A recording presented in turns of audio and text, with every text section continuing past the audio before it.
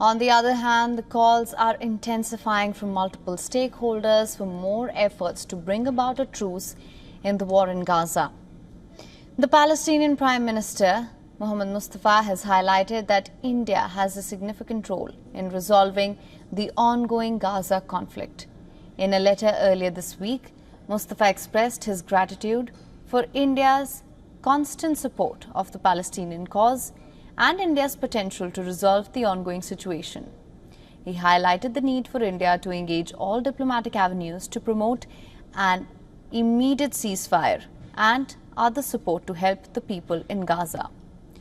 Meanwhile, in Israel, thousands of demonstrators took to the streets in Tel Aviv in anti-government protests on Saturday.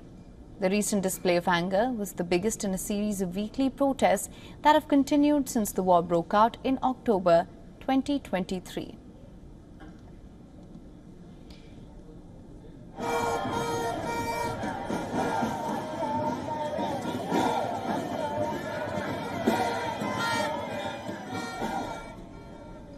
Two separate protests broke out on Saturday, one denouncing Prime Minister Netanyahu's handling of the war in Gaza, and the other to demand the homecoming of hostages still held in Hamas's captivity. Both the groups later came together for a gathered march, blocking multiple roads in the city. We stand here today bereaved families, besides families of hostages, in a shared message.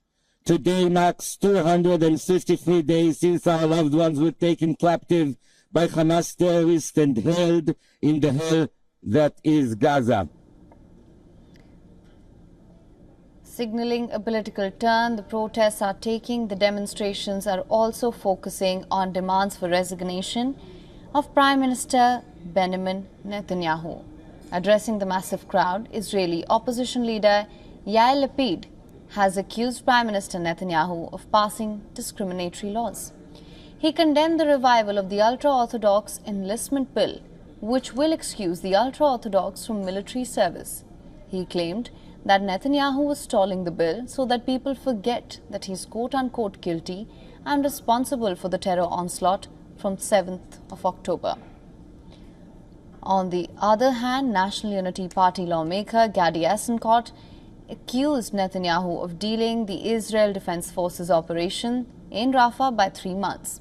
Eisenkot has served as a war cabinet observer from the start of the war in Gaza till his party departed from the government last Sunday. He accused Netanyahu of stretching out the war for ulterior motives and political considerations. For latest news, download the WION app and subscribe to our YouTube channel.